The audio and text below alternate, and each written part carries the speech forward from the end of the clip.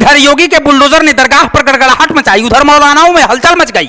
गुस्से से लाल हो गए वैसी बाबा ने फिर खेला कर दिया। योगी के बुलडोजर पर फिर सपा ने सवाल उठाए। बाबा की कार्रवाई से अखिलेश गुस्से से लाल हो गए। मौलानाओं ने जो सोचा नहीं था वो हो गया। माफिया अतीक के गुर्गों की उल्टी गिनती शुरू हुई तो घुटने पर आकर सरेंडर करने लगे। लेकिन इसी बीच अतीक अहमद को अब तक का सबसे बड़ा झटका लग गया है।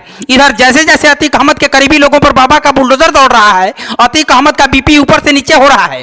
लेकिन इसी बीच जब सबका ध्यान अतीक अहमद के एनकाउंटर और अमृतपाल को पकड़ने पर था, तभी इधर बाबा के बुलडोजर ने बड़ा खेल कर दिया। इस बार कहीं और नहीं बल्कि एक दरगाह को ही बुलडोजर ने पलक झपकते मलबे में तब्दील कर दिया। कुछ लोग वहां की भीख मांगते रहे, लेकिन बुलडोजर जैसे कसम खाकर वहां पहुंचा था कि जब तक एक एक ईंट उखाड़ नहीं दूंगा तब तक वहां से वापस नहीं जाऊंगा। कहां पर दरगाह तोड़ी गई जिसके बाद वो वैसे भड़क गए, आपको सारी बात बताएंगे। लेकिन सबसे पहले अतीक अहमद के खास गुर्गों पर कहां बुलडोजर चला वो जान लीजिए। 24 फरवरी को उमेश पाल की गोली मारकर हत्या कर दी गई थी और तभी से गोली मारने वाले कुछ आरोपी फरार चल रहे हैं। पुलिस ने इनाम तक घोषित किया, सब कुछ करके देख लिया, लेकिन अब तक आरोपियों का कोई पता नहीं लग पाया है। इसलिए बाबा के पुलिस ने भी सौगंध खा ली है कि जब तक माफियाओं को मिट्टी में नहीं मिला देंगे तब तक चैन की सांस नहीं लेंगे।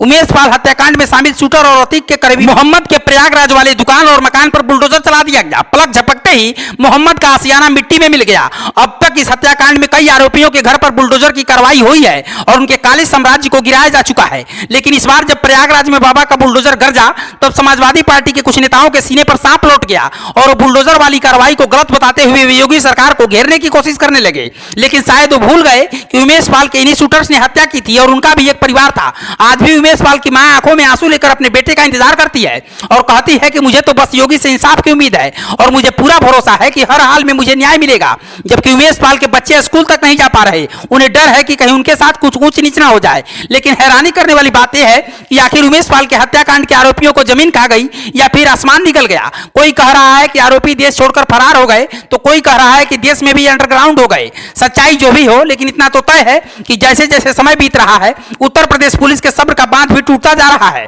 अब कभी भी अतीक को मंजूरी मिलने के बाद गुजरात के साबरमती जेल से प्रयागराज लाया जा सकता है। लेकिन जिस तरह से गुर्गे फरार चल रहे हैं इसमें कोई दो राय नहीं है कि उनके हाथ लगते ही उन्हें अंजाम तक पहुंचाया जाएगा। लेकिन बाबा के बुलडोजर की गूंज अब चारों तरफ सुनाई दे रही है।